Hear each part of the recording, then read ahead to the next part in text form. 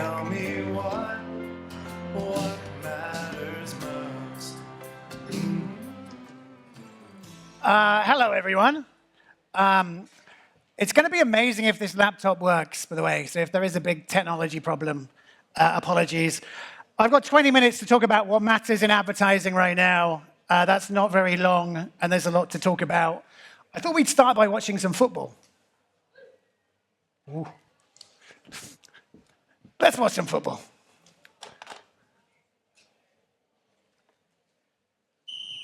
日本代表3人対小学生100人の対決が始まりました。おっと一気に上がり方が広がっていく。清武がサイドを駆け上がる。 Come on in, everyone. Come towards the front. Can you make it a little bit quieter? So this is 100 Japanese school kids taking on 3 professional footballers. And this, for me, is the state of advertising right now. This is big data, that's the Internet of Things, AI, dynamic creative optimization. Everything is extremely urgent, unbelievably messy, and it's not really working. I think we need to stop running towards the ball, we need to calm down a little bit, and we need to focus on what matters. At the heart of this, I think, is this amazing question. We get very close to this industry. We get very close to our clients. We get very close to technology. I think sometimes it's helpful to take a step back and to think, if we'd never known what advertising was, if we had no idea of the metrics that we would track, if we could kind of put on our beginner's brain, what would we actually make? What forms of advertising could we create around the potential of technology today? What kind of messages should we be telling people? What kind of metrics should we be tracking? Because, and I'm going to be very rude here, what we are doing at the moment makes no fucking sense whatsoever. It is incredible how sophisticated our industry is, but how stupid it is. I'm working on a client at the moment, so I've turned off my ad blocking, and every single ad I get served is absolutely awful. There are many reasons to love the new Renault Arcana. Maybe you could tell us some of them. I'm sure it's quite an attractive car. I've got no idea what it looks like. Maybe you could have uploaded a picture. That's a bit nuts. This is Cadillac. They have uploaded a picture, but you can't read anything. For an iconic car, it's quite a small, diminutive banner ad. This is me searching for how to cut down a tree. I'm served with ads for women's underwear. Maybe that's my thing. Not very attractive. I mean, at least serve me underwear that looks a little bit nicer. I'm also getting ads for painting an aircraft. Quite flattered that they think I've got an aircraft to paint, but it's not true. That's Scott Galloway. Even when it all comes together, it's still absolutely awful. Google, for example, if you work for a creative agency and you ever try to make an ad on Google, you realize the only thing they don't care about at all is what the ad looks like. As a human being, the only thing you care about at all is what the ad looks like. Does the product look compelling? So we're in this very, very, very strange period of time where I think the entire industry has absolutely lost its way. But the good news is, by being in the room right now and by being in this industry right now, we get to be the people who make what it should have been. We are all empowered in this room to create the future that we should have done. So in the next 16 or so minutes, I'm going to take you through this journey. I'm going to start off with 3 myths about the advertising. I'm going to give us 4 or 5 themes for the future, and then I'm going to give you some tips to leave this room with. And then I think we might try and do a Q&A. So the myths. We're obsessed with this idea that people are hard to reach. The reason I'm on this stage today is because I ask questions. I'm not provocative. I just say things that a lot of people are thinking. So we have all these briefs saying people are hard to reach. That's not true whatsoever. There's absolutely no evidence whatsoever that we are hard to reach. These are the uncontacted tribes of the Andabar and Nicobar Islands. These people are very hard to reach. Very low penetration of iPhones and Samsung. It's amazing. These people are not hard to reach. These people are not hard to reach. These people are not hard to reach. If you have a mobile phone, there's never been an easier and better way to be reached. It's just not true. And I'm not just getting at semantics, I'm getting at the laziness in our industry. We are not thinking hard enough. realistically, people are absolutely overwhelmed and they are incredibly hard to engage, but they're not in any way hard to reach. The second one, people are busy. I'm sure we are all sitting on a brief right now for busy mums. Maybe it's busy millennials, maybe it's busy Gen Z. Everyone's really fucking busy. It's not actually true. The number of hours we work, in theory, has never been lower. This is how we're spending our time. We're sort of attracted like moths towards these devices. We can't put them down. We wake up and we check our Twitter, and then we check our Instagram, and then we check our TikTok, and then we check our Instagram, and then we check our LinkedIn, and then we check our email, and then we check our WhatsApp, and then we check our TikTok. We're not busy. That's not busy. The average person today, let's pick one, TikTok. The average person today on TikTok spends an hour on it. Those people are not busy. No one's doing their job on TikTok. Well, maybe some people here are. We're not busy, we're just completely overwhelmed by life. We are completely and utterly overstimulated, lost, confused, lonely. We're trying to make our way through the modern era. It's a wonderful time to be alive, but it feels quite hard. We are totally overwhelmed. So we are connected, we are somewhat overwhelmed. And the last one, I could do these all day, brands are dead. This is Scott Galloway. Voice will kill brands. That didn't happen. AI will kill brands. That's not going to happen. If you open up your cupboards around your house, you will realize that brands are one of the few ways that you can cope with the world. If you go shopping in Japan, you basically can't buy anything because you don't have the mental shortcuts knowing what to buy. Brands have never been as important as they are today. We have all of these companies that were going to disrupt, Unilever and Procter & Gamble, and almost none of them are around today because it turns out that building a brand is really expensive and it's also really important. The value of brands has never been greater. So rather than brands being dead, we have this awkward reality. We have this awkward reality that brands are more vital than ever. They are our shortcut to making choices in the age of abundance. But, and this is a very big but, that doesn't mean that we care that much. They are unbelievably important, but we need to know very, very, very little about them. There was this conference a while ago with Qualtrics. I'm sure they're a lovely company, but they put this on their stage and everyone applauded. Turn customers into fanatics, products into obsessions, employees into ambassadors, brands into religions. I drive a Mercedes. I think it's really nice. I'm not fanatical about it. I just think it's a good car. I've got these shoes. They're from Brazil. They're quite fancy. They make me feel a little bit happy. I'm not fanatical about them. No one loves brands. People prefer brands. They use brands as mental shortcuts. Nobody is fanatical, and we need to be quite precise and accurate about this stuff. I had my tires changed the other day. It's an amazing story. And there was a choice between a Chinese one I'd not heard of and Continental, and these are about $50 more expensive, and I chose them. I didn't choose them because I know the founder. I didn't choose them because of their position on Palestine. I didn't choose them because there was some amazing content made by creators.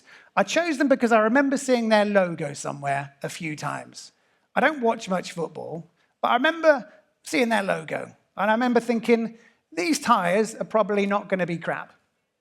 Like if I'm suddenly careering towards a tree as I face my impending death, I'm not going to be thinking, fuck, why did I buy the Continental? It's going to be one thing I'm not thinking about. So brands are incredibly important, but we need to know almost nothing about them. Let's focus on some changes that matter.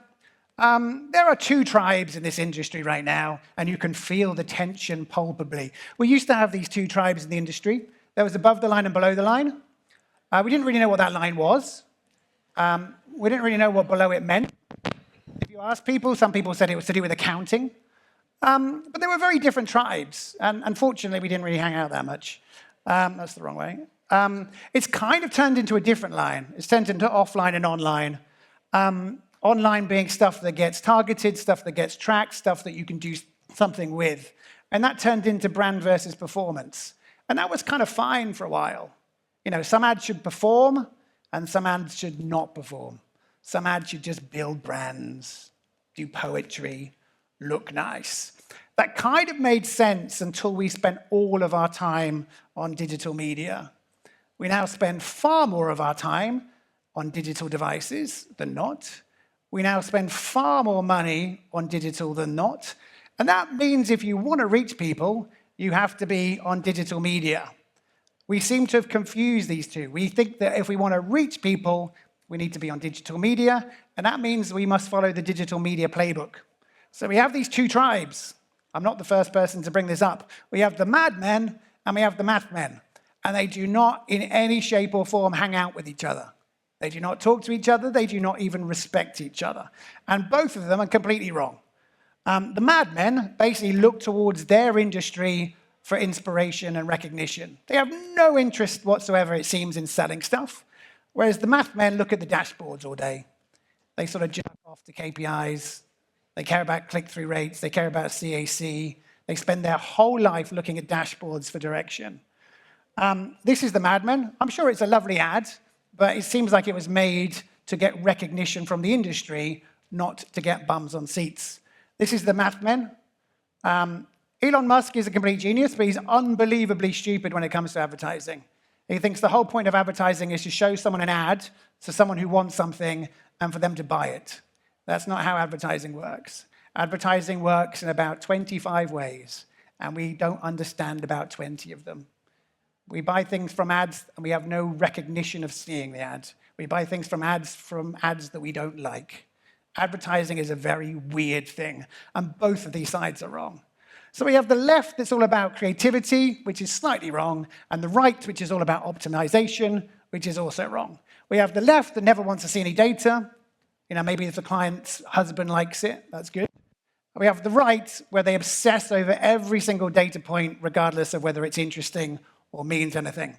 We have people on the left, they want people to feel something. They want to sell the dream, the story, the content, the myth. They want to care about provenance. They want it to look beautiful.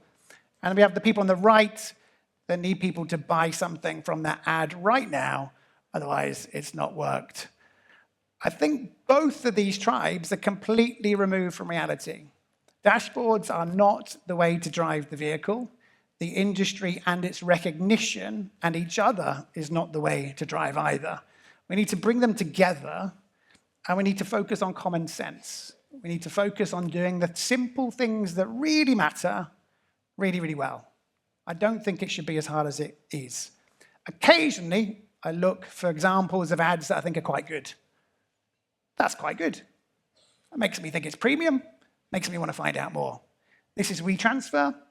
It's been very badly targeted. It's just there as a beautiful image to make me think that Louis Vuitton is a bit fancy. That's all it did.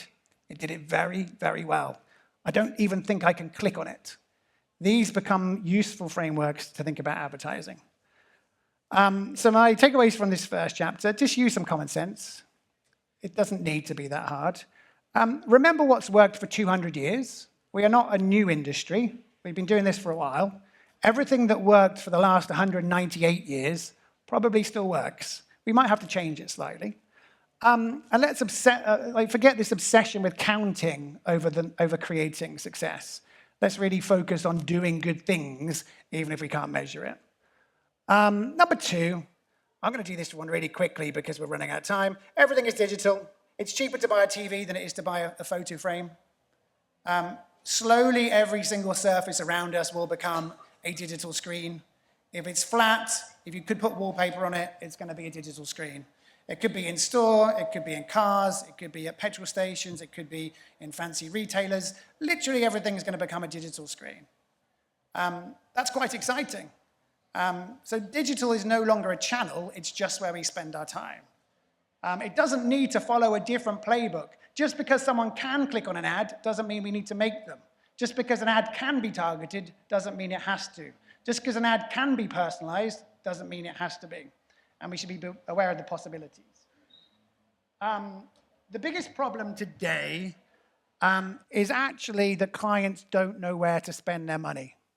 There is an acceptance that most online advertising is a bit dubious, and there is an incredible amount of fraud, there is an incredible amount of wastage. But there's also a reality, which is a lot of people are not watching TV much, and a lot of people are not buying magazines or newspapers. That means there is this huge thing that's happening, which I call insidious advertising. These are things that are kind of like advertising, but not really following the model. So when you're on your iPhone and you get a sort of weird notification like this telling you to eat pizza, that's kind of advertising, but it's kind of not. When you buy this awful Amazon frame and it reminds you to reorder coffee, it's kind of advertising, and it's kind of not. When you're in CVS trying to buy a Diet Coke and all of the fridges have digital screens, it's kind of advertising, and it's kind of not. It's everything. It's when you're on Spotify and it's telling you about Alanis Morissette concert. It's when you're getting free Wi-Fi and it's sponsored by T-Mobile and by Delta and by Paramount Plus. It's when you subscribe to the Atlantic and you get a special offer for something else. There are huge numbers of spaces that didn't used to be advertising and increasingly are something a little bit like that. And this is a very interesting area to look into. Retail media is probably the best example of this. Slowly but surely, every single digital screen is becoming somewhere that an ad can be placed. And slowly but surely, money is moving towards the point of purchase. Because increasingly, unless you can demonstrate that something immediately happened, it's becoming quite hard to justify. So the growth of retail media is spectacular and will probably carry on for some time. So we have this weird situation where we're basically putting more and more money in pub toilets, trying to persuade people to buy beer. And when they are buying beer, we're taking credit for it, rather than doing ads that don't work immediately. There is this complete obsession with moving closer and closer to the point of purchase. There is this complete obsession with closing the loop so that we can show things work. And there is this complete obsession with short-termism because people have quarterly reporting to hit. So these are parameters that we should be aware of. AI, I just did a talk about AI. I spoke for 20 minutes. I shouted at people about it. So I'm not going to do the same material now. Build a time machine and go back. AI is probably the biggest thing ever to happen to this industry. It will probably happen quite slowly and then very quickly. AI can make incredible images. You all know this. AI can make incredible movies. You know this. AI can make incredible copy. You know this. AI allows you to do things like video editing in a much easier way than ever before. AI will have an incredibly profound impact on this industry. But it might not affect your jobs that much. Like, generally speaking, if you work in a very big agency, you work with very big clients and big budgets. If you work in a medium-sized agency, you work with medium-sized budgets. AI will have the greatest impact, I believe, with smaller clients. The advent of the internet didn't really change big clients that much. What the internet allowed is 5 million clients to become advertisers. If you had a small Airbnb in Devon, you weren't going to phone up CNN and buy media time, but you might go to Facebook and place an ad. If you have a small up-and-coming sort of subversive T-shirt brand, you're not going to phone up a radio station, but you might go to Google Ads. So the effect of the internet was to democratize media. It meant that people with tiny amounts of money could now buy and place ads. I believe that the advent of AI will mainly democratize creative. It means that people that never had an agency, that were not in contact with Wieden and Kennedy, that didn't have a media agency, but who do buy media, for those people, it will be transformative. It will allow people to make decent ads. But I don't for one second think it'll have a huge impact on the likes of Nike or Patagonia or Apple or Publicis. I don't think it will necessarily have a huge impact. It will be big behind the scenes. It will automate boring things. It will completely transform the way we prepare for meetings. But when it comes to the actual product that is made in advertising, I don't think it will be big for most people in this room. But I do think we need to be very curious about it. I do think we need to use it to make better ads. There's this weird movement at the moment to take everything that AI can do and to use it to do things faster and cheaper. I think that is completely the wrong way to think about advertising. I think we need to completely rethink how we make advertising. I think we need to use AI as a lever to do more.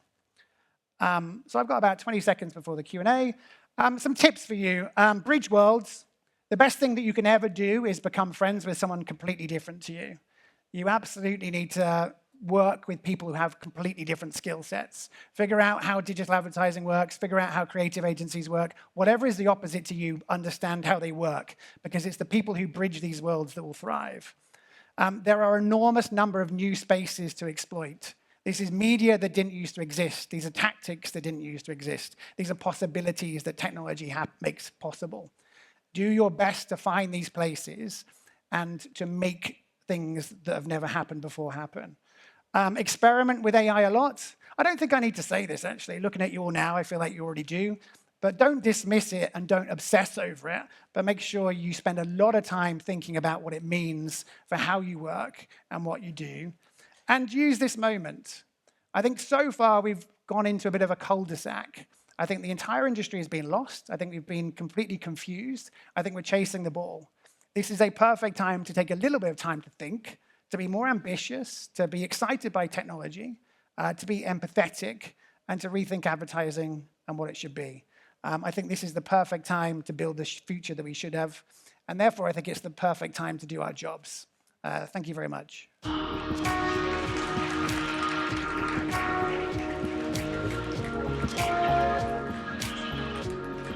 Thank you so much. That was amazing. I think you're amazing.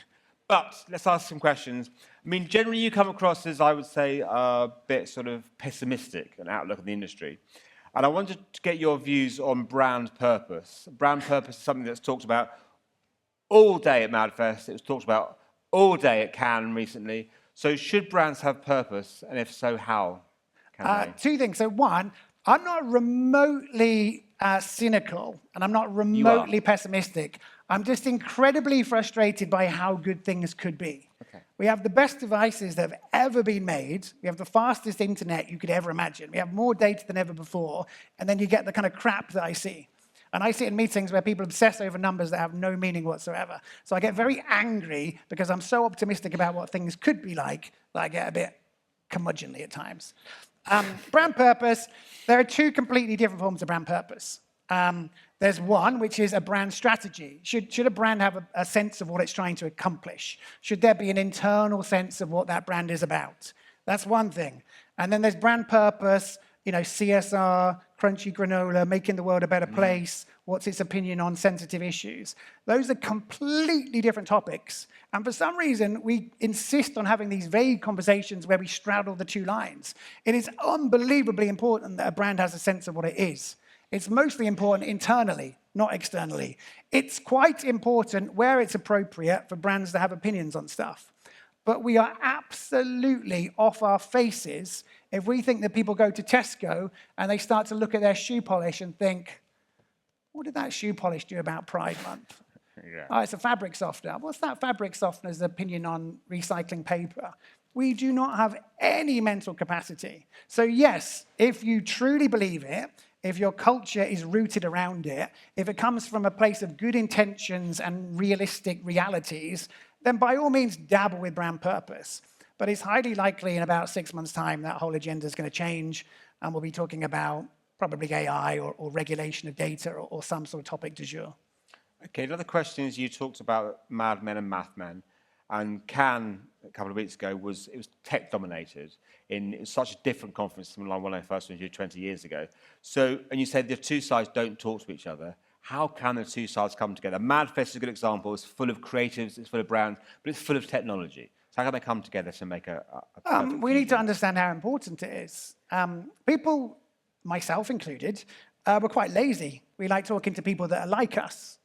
We immediately find branches. What team do you support? Where's the tester? Okay, we spend our entire life talking to people most like us, and we like being comfortable. We need to actively seek to find people who see the world most differently to us. If you work in a creative agency and you try and place an ad on Google or on Meta or on LinkedIn, you realize the entire world of advertising as viewed from that portal is unbelievably different in every single shape or form to the world in a creative agency. If you work in a creative agency and you spend time in a media agency, every single conversation is different. We need to, one, recognize how differently we see the world, and two, find those people and really enjoy learning from them. Really enjoy interrogating them on things that you believe. Really enjoy the process of realizing you don't understand everything.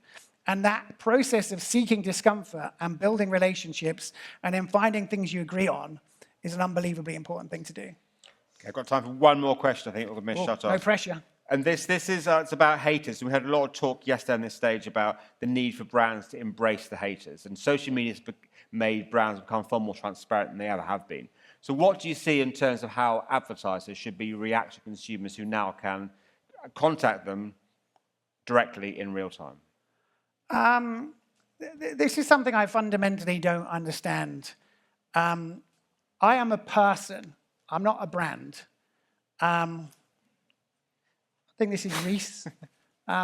Reese is not a person. It's a company. There's probably 20,000 people who work for Reese. The idea that the people who work for Reese have the same opinion, that doesn't make any sense. The idea that Reese has an opinion doesn't make any sense. So this idea that brands that are basically a collection of tens of thousands of people have opinions doesn't make any sense to me. Have like values that are communicated through imagery. Have like a belief system which is around clothing or travel. But this idea that these companies need to insert themselves in these conversations, I find very weird. It's actually very weird to be a human today because we're supposed to have our own sort of press department. You know, every time something happens in the world, we're supposed to put out a statement. You know, forest fires in Canada, fucking awful. Elections in France, disaster. We don't need to have, it's very ironic coming from me. We don't need to have opinions on everything. We don't need to broadcast what we think about stuff. Would it be so bad for a lubricant manufacturer to just make amazing lubricants and then just tell people, our lubricants are pretty good? Yeah. Would it be terrible to be an airline and be like, yeah, we've got quite a lot of flights to Atlanta now? Like, why do they need to join these conversations? I think everyone needs to sort of chill out a little bit, take a step back, and focus on the things that really matter. And often it's just doing really, really simple things that matter and then doing them really well. Amazing. Tom, I can ask questions all day. We're out of time. Tom Goodwin, thank you so much.